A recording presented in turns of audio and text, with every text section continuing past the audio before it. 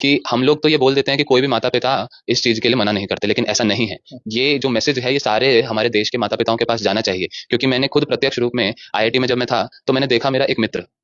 उसको मैंने कहा कि भगवत गीता जो है बड़ी ही सुंदर एक ग्रंथ है जिसमें बहुत सारी शिक्षाएं हैं, उसको हमें पढ़ना चाहिए और उन शिक्षाओं को हमें अपने जीवन में पालन करना चाहिए, जिससे हमारा पढ़ाई भी बहुत अच्छे से आगे बढ़ेगा। तो वो बड़ी खुशी से स्वीकार किया। किंतु जब उसके घर में जब वो छुट्टियों पे गया तो उसके माता पिता बड़े ही परेशान हो गए ये देख के कि बेटा गीता क्यों पढ़ रहा है,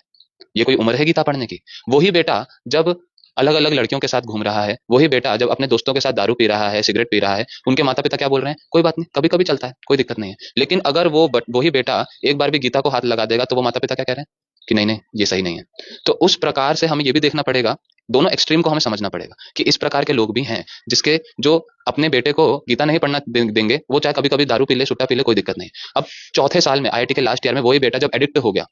गलत गलत ड्रग्स लेकर एडिक्ट हो गया, तो उन्हीं के माता पिता मेरे पास आ रहे हैं, क्या कह रहे हैं कि मेरे बेटे को आप गीता का ज्ञान बताइए, मेरे बेटे को थोड़ा भक्ति में लगाइए, क्योंकि हम तो उसको कितना समझा रहे हैं, अब वो हमारे हाथ से निकल गया, पूरा ड्रग्स में चला गया। मैंने उन्हीं माता पिता से बोला कि जब मैं पहले साल में आपके बेटे को ये चीजें करा रहा था तब आपने क्या कहा कि इससे दूर रहना, केशव से दूर रहना। अब खुद भुगत रहे हैं, खुद ही पछता